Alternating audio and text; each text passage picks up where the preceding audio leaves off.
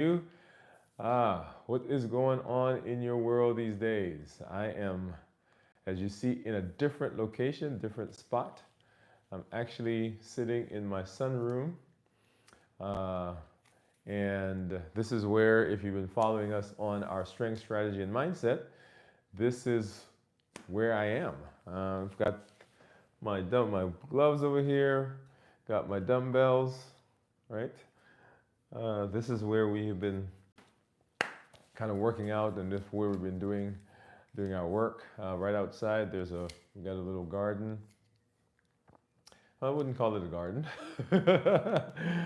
Got some grass out there. I know one of our community members has a garden, but just sitting out here right now, kind of looking out, and just excited to be in our another fasting week. And right now, I am at 48 hours into this week's fast. If you have been joining me, if you have been coming along with us, you know what we're doing. We'll talk about that in a minute, but just excited to be here and not in the office today.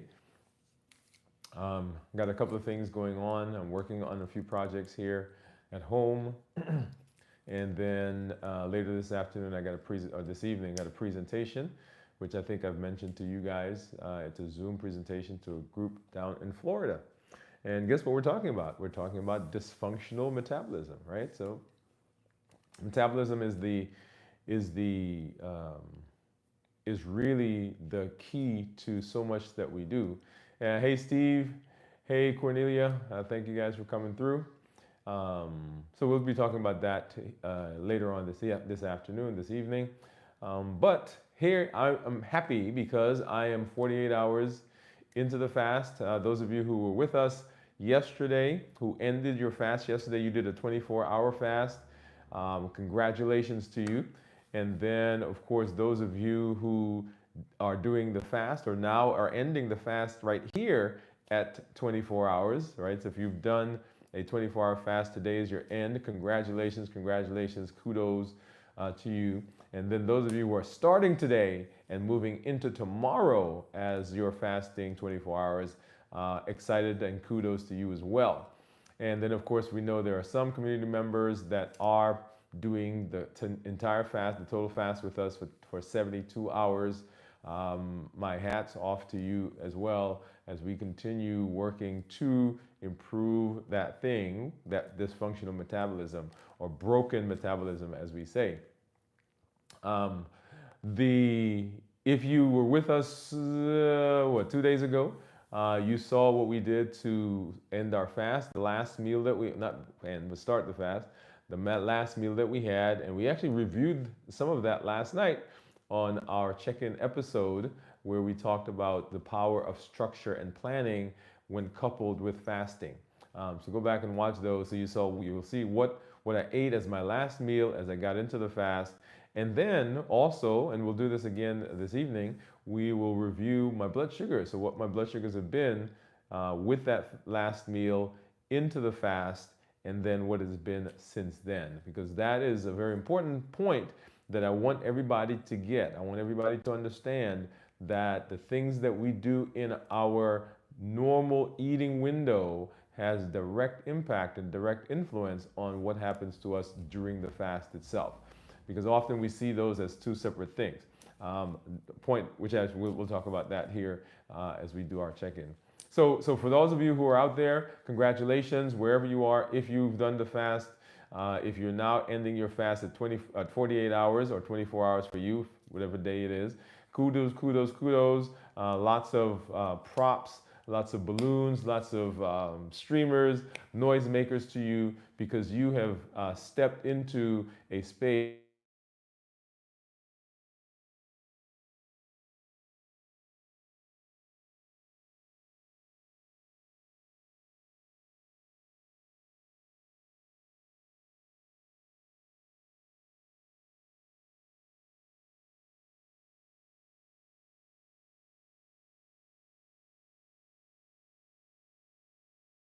you have, and someone was actually just trying to dial in. So I'm using my phone as the camera right in front of me.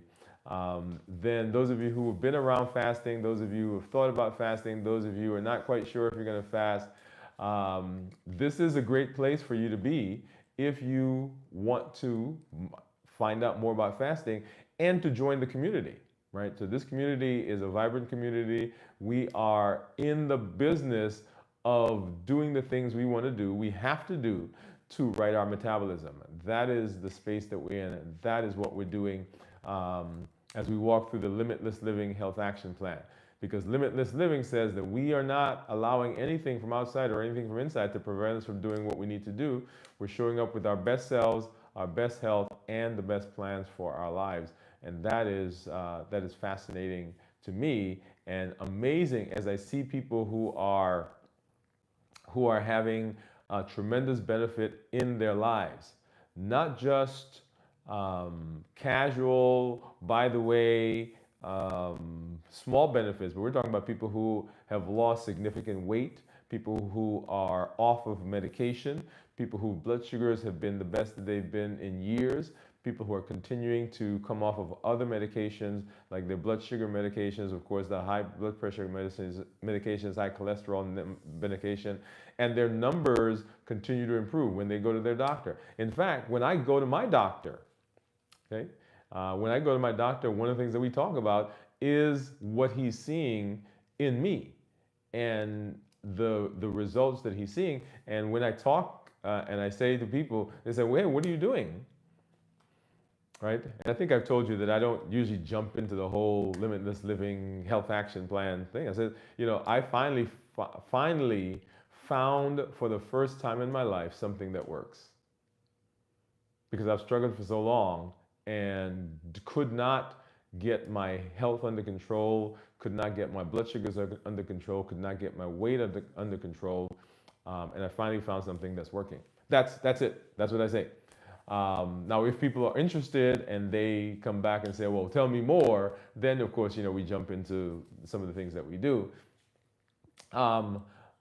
Because the reason I do it that way is I remember when I was so excited, right? When I finally was, man, I was getting some benefits and I was so excited about it. And people would say, hey, what are you doing? And I would jump into, oh, you know, I'm fasting, and their eyes would glaze over. Right, their eyes would, it was like, oh, right, like, okay, yeah. And so they kind of disconnected. And so I just tell them, you know, I found something that finally is working for me. And then if they're interested, then we go further into that process. So Steve, I just saw you. Steve says me. So I think he's talking about the fact that he's one of the people that has had tremendous benefit, tremendous improvement in his health. All right, so our community members, when you come on the live, you guys see people as they're talking about where they are. I know one of our community members talked about the fact that they struggled for years with the food noise and with the emotional eating, and it finally is better, and it feels like we are now getting some control. So in the process of walking through the Limitless Living Health Action Plan, if you recall, if you've been following us, you know that we walk through the domains of health. And the domains of health had to do with our physical, mental, emotional, social, psychological, intellectual, occupational, right? So there were 8 domains that we went through. You cannot have good health. And when we talk about health, I'm talking about here in the medical sense of health. You cannot have good health and it not impact everything else. And you can't improve everything else without it impacting the health. And so they are intertwined. So when we talk about the 7 pillars of the Limitless Living Health Action Plan, those go hand in hand with the domains of health that we talk about. And notice when we were going through the process, we started with the domains of health before we got to the pillars of the Health Action Plan. And that was a deliberate, intentional thought process. Because one of the things that often we try to do is we try to deal with the food, right? So, hey, I'm not going to eat candy. I'm not going to eat cookies. I'm not going to eat cake. I'm not going to, whatever it is. We try to deal with this part, but we don't understand that all of this stuff that we're trying to do when it comes to food, all of it is couched in what's going on in the domains of health. I want you to hear what I'm saying. The things that we're doing in terms of the Limitless Living Health Action Plan, the pillars that we're walking through, all of that requires that we are working through the domains of health. Because if you are physically tired, if you are having relational issues, if you are dissatisfied with your job, if you can't stand that whoever, right, that's in your life, and every time you guys interact, every time you see them, every time you have a conversation, you end up at the table eating bonbons and ice cream and cookies and cakes, and for days and days and days, you are within that space and it's driving the emotions, then talking about balanced bites makes no sense. Talking about fasting makes no sense because the cravings are so incredible because they've been driven not by a like for that food. It's not that you like that food. That's not what's causing it. It's being driven by the fact that the emotions are so high that they're causing cortisol to come out. When cortisol comes out, the blood sugar goes up, insulin comes out, and the craving that comes from insulin, because insulin is an appetite stimulant, it dysregulates our satiety hormone, and all of a sudden, we are off to the races. And it's not because you like cookies. It's not because you like ice cream and candy and cake. It's because the hormones that are coming from the emotional turmoil that comes from those emotions are driving everything. So if we're going to be successful in managing, if we're going to be successful in implementing, if we're going to be successful as walking through the pillars of the Limitless Living Health Action Plan, we have to address the domains of health. They go hand in hand. And they are a package. They are and that's why, you know, one of the things that I have people when they come to the office, the very first thing they say to me is, "Oh, I've given up," and you know, pick whatever it is, right? They say, "I've given that up," and I don't knock it, and I'm glad that people say, "Okay, I'm doing a better job of eating whatever their food of choice is," right? Say, "Hey, you know, I'm not eating as much of this, I'm not drinking as much of that." Here's the thing though, that decision, if it's not couched in health, in the domains of health, if that decision doesn't come from a healthy place, that decision doesn't last. It cannot last.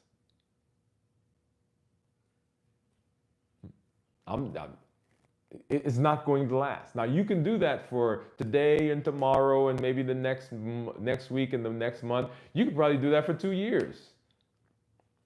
But eventually, if that domain has not been addressed, this decision goes away. Because remember, motivation is fleeting. It comes and it goes. You're motivated today and tomorrow you're down in the dumps. Motivation goes and comes. But the foundation that we lay, the things that we do, that we say, hey, this is what we're going to do. I'm dealing with everything that possibly can cause me a problem. That's limitless living. I'm not allowing anything to prevent me from being where I need to be. And so addressing the domains, very, very, very important. Years ago, I had someone come to the office, and you know, we usually when someone's new to the office, we kind of walk through the thought process of what is, for instance, I think this person was diabetic. I shouldn't think it. They were diabetic. They had diabetes, and so we're walking through, and my conversation with diabetics, with my new people who are coming to see me, is really not about diabetes per se. I want you to hear me. So my conversation is not really about diabetes, because diabetes is a consequence. And we're talking now specifically for type 2 diabetics, right? So type 1, a whole nother conversation that we have. Although many of the things that we talk about applies to them as well. But but but everybody says, and everybody's idea is that we are managing sugar. That's what they want to do. But we're not sugar managers. And sugar is not the problem. Sugar is a consequence of the problem. So anyway, so we're walking through this process and we're talking and we're going through and this was before I think this was years ago. I'm trying to think back because this was the evolution of a part of the evolution of limitless living and limitless living health action plan, right? And so we were in the process of doing this stuff with patients. Right, so that's the other thing about the limitless living and the health action plan. This is not some theoretical stuff. This is things that we've seen patients, we've tried with patients, we've implemented with patients. And so one of the patients said, "Oh, I don't need," and I'm trying to remember the word. I don't need counseling. I just need to manage my blood sugar." And it was really kind of then that it occurred to me that a lot of people don't understand diabetes. Because the assumption is always, oh, this person has had diabetes for 20 years, so they understand diabetes. They know about diabetes. They know about the things to do. And sometimes it's not, they don't. And when we can educate, when we can implement some understanding about the disease process, and when we can implement some thought and some recognition about how the body works, and people begin to see that, and they know that, and they feel that, then all of a sudden, they have power. They've been given empowerment. We talked about that in our show last night. But until the understanding is there, it's just, okay, well, this is what they told me to do. And I'm doing it, but it's not working. And if you tell me to do something, if you're the expert and you tell me to do something and it's not working, then I'm not doing it. Right? Like I've had people come to me and they'll say, oh, I went somewhere and they told me to do, just pick whatever, right? And I tried it and it didn't work. And so I stopped. And part of it was then this understanding of what that thing was supposed to do. What was that device was supposed to do? What was the medication supposed to do? What was the treatment was supposed to do? What was the therapy was supposed to do? What was it supposed to do? They don't understand. And so it was just, okay, I'll go. And same thing for when people come to the office. One of the questions I ask them the question, what brings you to see me? What can I help you with? And the most common answer is, my doctor sent me. I don't know. What can you do for me? And I always find that a little interesting. It's kind of like me going to the grocery store and walking into the store. And, one of the people there say to me, hey, hi, welcome to whatever the store is. How can I help you? And you say, well, I don't know. What do you have?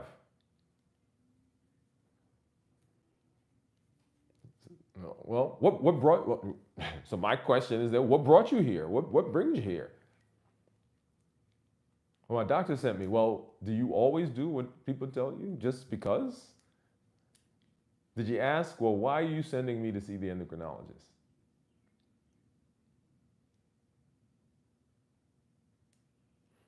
Now, here is where the domains of health come in.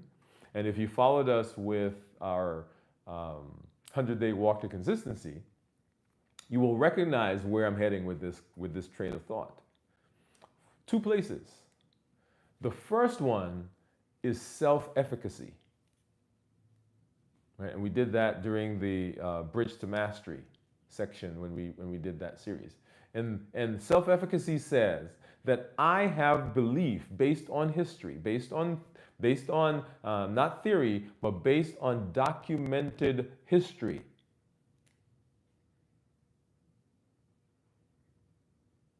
I have the belief that I, by my actions, my decisions, my choices, my consistency, my showing up, I can direct the course of my health. Notice all those words that I said. My belief, my decisions, my actions, my choices, my consistency.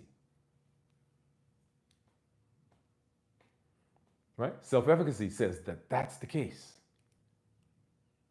And the second is the locus of control. And the locus is, where is it situated? Where is the control situated? Is it out here, or is it there sitting with you? And most people think that the locus of control is when I'm sitting across them, they think it's across the table from them. They think it's over here with me. And as you guys have seen here in this space,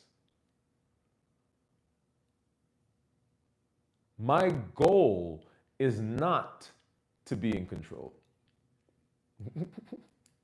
I don't want it. I don't want to be in control of you. I'm trying to control my own self. So my goal is to give you so much knowledge, so much information, so many tools that at any moment in your life, it doesn't matter where you are, you have the ability to make a decision right there.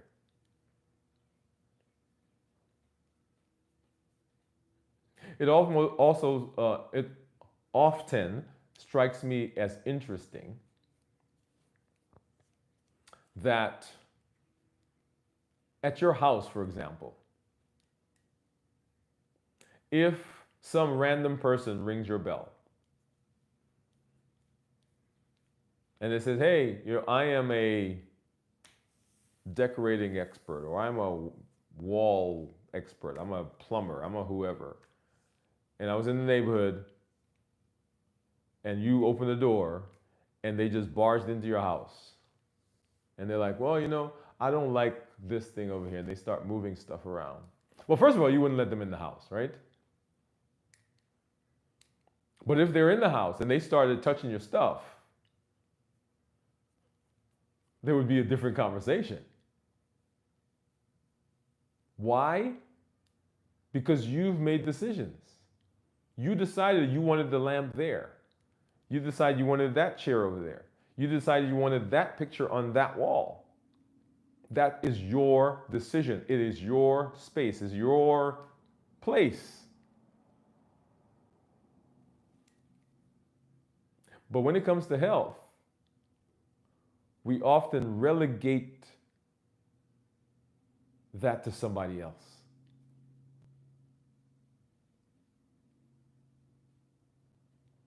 Mm-hmm. Well, my whoever, physician, healthcare provider, endocrinologist, name the doctor. Right? My doctor can't control my blood sugar. Not my job. Because you're at your house. You're at your house doing what you do.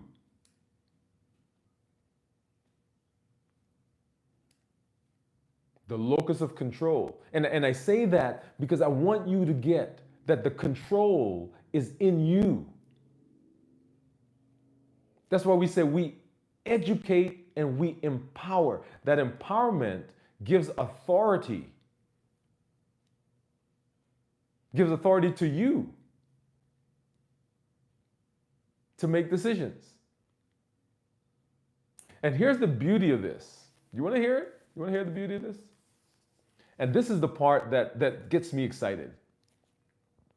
The beauty of this is when we take control, when we learn when we begin implementing the things that everybody has told us, and listen, I'm going to pick food because that's what we're fasting and all the things, right? The things that everybody told us we can't eat, we can eat. Whoa, whoa, whoa, whoa. Now, let me tell a quick story. And you guys know that I've got some Cadbury in the refrigerator. Actually, I got lots of Cadbury in the freezer. It's in the freezer, by the way, not the refrigerator, in the freezer. Got a lot of Cadbury. And several weeks ago, I ended a fast, and then I think I showed you guys the blood sugar. I think it went up to maybe 170. I think it was the highest blood sugar that I've had in a while, that we've seen together. Okay? And that, I think I mentioned that was the result of Cadbury, eating some Cadbury chocolate. Now, if I had eaten Cadbury chocolate prior to implementing this process that we're talking about, my blood sugars would have gone to 300, and it would have stayed there for hours, if not the entire day, until I treated it with medication.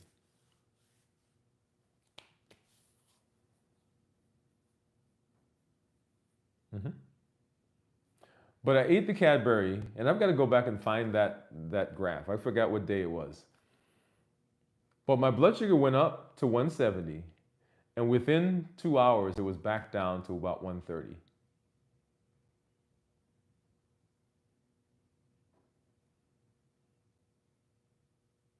And that is a direct result. And you guys have seen my graphs, right, about the food that we're eating. That's the direct result of the process that I took control. I decided, okay, I'm going to eat a Cadbury on that day, whatever day that was. But in order to get to eating the Cadbury, I had made decisions prior to that. And I'm not talking decisions on that day, right? I'm talking about the decisions that I've made in terms of getting my metabolism where it needs to be. And because I took control, and because I did what needed to be done prior to the day, the Cadbury did not have the devastating effect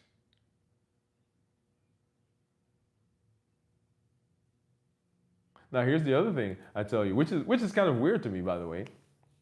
So if I go to the store, you know, you go to the checkout and they have those little the personal bags of chips and stuff.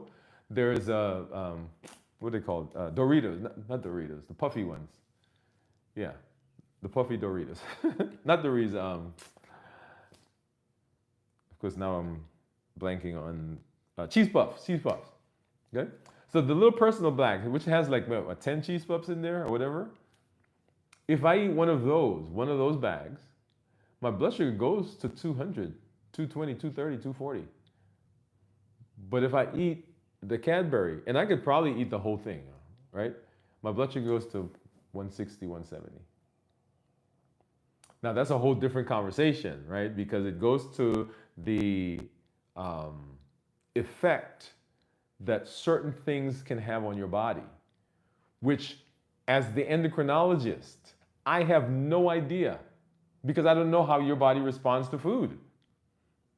So people ask me, well, why did this one do this and this? I don't know, that your body's different from mine. Your body's different from the person next to you. But you don't know that unless you're paying attention. Paying attention to the things you eat. Paying attention to the thought process about food. So one of the primary benefits of fasting is that fasting gives you control. Cornelia said, yes, I love not fighting cravings and dread what comes from it. Now I gladly close. Cornelia, these things, they pop up and before I can read them, they go away. But I see that you're kind of giving agreement with what we're saying. Yes, so fasting. One of the primary benefits of fasting, aside from the obvious metabolic improvement. Aside from the obvious metabolic things that's going on, fasting allows us to take control. Fasting clearly places it squarely in my hands. People say, I can't fast. That means I'm giving up my control to the thought that I can't fast. My blood sugars can't get better. I'm giving up control. If you fast long enough, guess what? Your blood sugar comes down. If you fast long enough, guess what? Your weight comes down. If you fast long enough, your blood pressure gets better. If you fast long enough, your cholesterol goes down. I'm telling you, if you fast long enough, you get benefit.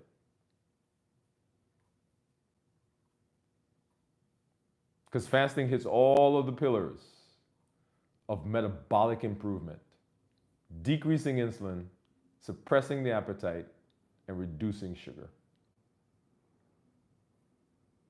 So I love fasting. Love fasting. So how many hours? What did I say? 48 hours? 48 hours into this week's fast is where we are right now. If you've been fasting with us, come on. And if you are in the community, I love it. Let's give a rah, right? Hand claps, balloons, streamers, all of those things right now. Yep. Proud of you. Excited for you. Excited to see the benefits that you're getting. Excited to see the improvement in weight and improvement in blood sugar, the improvement in getting off of medication, the improvement in just general health and the thought process, that mental mastery that we talk about. When you are following the health action plan, the mental mastery becomes amazing because all of a sudden you're making connections to things that have been there all the time, but you just have not seen it.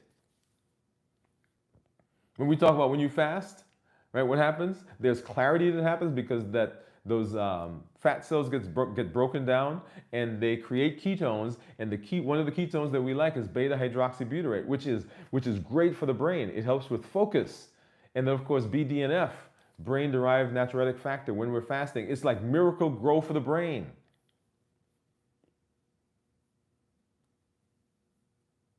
Just an amazing process. So in the chats, 1, if you fasted for 1 day, 2, if you fasted on day 2, 3 on day 3, and then of course T for total. We will be doing our check-in later this evening. It's going to be a little later. Last night we actually went live, I think at 11:20. For those of you who came through, thank you for coming through. As you know, this week we've got a little change in our schedule. We've got a conference going that I go to. So we did our Dwain Woode MD live on Monday, and then our check-in, of course, on Tuesday. Yesterday, we did our live check-in. We'll do a live check-in tonight, and then, of course, tomorrow we'll do our complete review of fasting, how to prepare for a fast, how to get through a fast, and how to break a fast. And, of course, you get to see what I'm going to eat to break the fast. Right? You get to see that process as well. But and Cornelia, I see that you said a T, so Cornelia is with us for the full time, 72 hours. Everyone, unless you have a compelling medical reason, should be able to fast at least a 24-hour period once a week. Right? So that's our recommendation. It's part of the health action plan. So remember, let me review that. So health action plan: walking and fasting, strength training, which you got my stuff right here, and balanced bites, rest and restoration, mental mastery, and planning and structure. Those are the 7 pillars of the health action plan. And those are things that I want you to be walking through. How are you doing with those? And if you've not already done so, go back and go through the series that we did, a mini series on the domains of health. There are 8 domains. I think we ended up doing maybe 10 shows, an introductory show, then the 8 domains, and then a kind of capstone show on all of those. Make sure you get back there and make sure you watch it. We'll be here tonight for our check-in. Tomorrow we'll be here for our check-in as we end out the week. And then on Saturday, video from the vault. And on Sunday morning, This Week in Review. And then next Monday, we'll be right back for Dwain Woode MD Live, 7 p.m. Central. And we are actually, we introduced the planning and strategy on this past Monday, but it was so much information. It was so rich, right, that we're going to do another show. Actually, I think we're going to end up doing another 2 shows on that concept, because that is really the underpinnings for what we're doing, and we've got to make sure that that is a solid idea in your mind. This planning and strategy, planning and strategy is important. We've got to be able, we got to get in there. Okay? All right. Well, this is Dr. Dwain Woode. That's Woode with an E. The E stands for Endocrinology. Here I educate, I empower, and I encourage you to take charge of your health and your life, avoid complications, and go to the next level. We're creating the life we've always wanted, and we are living limitless lives, which says that we're not allowing anything to prevent us. Nothing from outside, nothing from inside, to prevent us from doing what we need to do. We are presenting our best health, our best self, and our best plans. And we're pushing through the boundaries, pushing through the borders. We're breaking through those obstacles that may seem to be there. Go live a limitless life, and we will see you tonight and through the rest of the week as we conclude this week and get into the next week. Have a great one, everybody. Bye-bye.